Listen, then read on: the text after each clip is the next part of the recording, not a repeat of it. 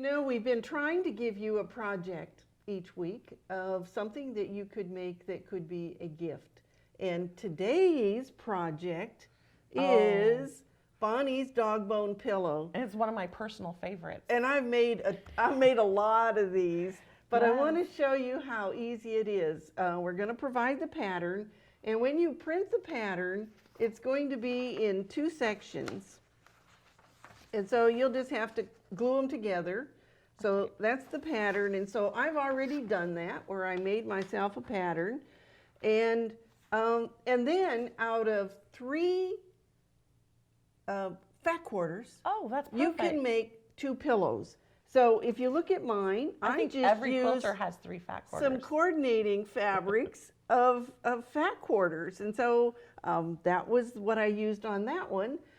This is a line of fabric from Linda Poole, and you can see that it is that dark green and a light green and a medium green. So that you get all 3 of those colors, and it just makes it kind of fun. That's beautiful. Now, I have to tell you, I carry one of these pillows. I travel a lot. I carry one of those pillows with me. And what's cool about it is, here's your carry-on bag. It will fit this way at one end of your carry-on bag. Oh, nice. So it doesn't take up a whole lot of room. You put the strap on and swoosh it down, and away you go. There you go. So, all right, so we've cut these out, and I'm going to show you, because there's really only one little trick at doing this. And that is, I took 2 of the pieces, right sides together, and at this end, at the fat end, there's a little clip spot. Yeah. And that's the key to sewing the whole thing together. So I'm going to pin it for the first round all the way around to the other slit. Okay. And now I'm going to sew that, and you would want to backstitch when you do this. Okay. Okay. All right, so once that one's sewn, you're going to open it up, and now I have the 3rd piece, and of course, again, you're going to match those slits. Okay. Here's my slits. Going to match those slits. We'll pin it, and again, we will sew around to this end. And so you're just pinning to just this one layer. That's right. Okay. That's right. And then you have one final side seam to sew.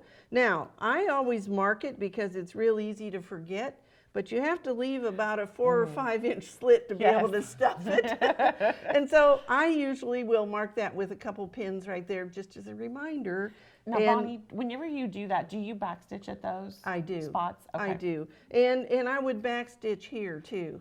Because that's a weak point, isn't it? Where it all comes together. Yes, and in fact, when I get the pillow all done, I usually go back with a thread and needle and stitch around that and pull that up good and tight. Mine goes in the washer almost every week. I sleep on it at home too. Oh, that's wonderful. And so it gets laundered a lot, and that's the only place that it usually comes apart. Okay, so let's talk stuffing. Yeah, that's what I was going to ask you next, was what kind of stuffing do you like to put in those? Because mine is wonderful. Well, this is a Morning Glory's cluster stuff. And I'll tell you what I like about it is it doesn't clump, it doesn't bunch, and it really just looks like polyester fluff. Oh, it does. But it's different than lots of the other polyester fluff that you get for stuffing. It's like in little pellet size almost. And so your pillow just gets softer as you make it. So again, that's cluster stuff, and it's by Morning Glory. You can wash it and dry it. It's hypoallergenic, so if you have allergies, that's not an issue. Wonderful. And voila, your pillows all done. I forgot to say, you do have to go back and stitch this closed, and just make sure you take tiny stitches, because again, it's a place that could come apart. Okay. Okay.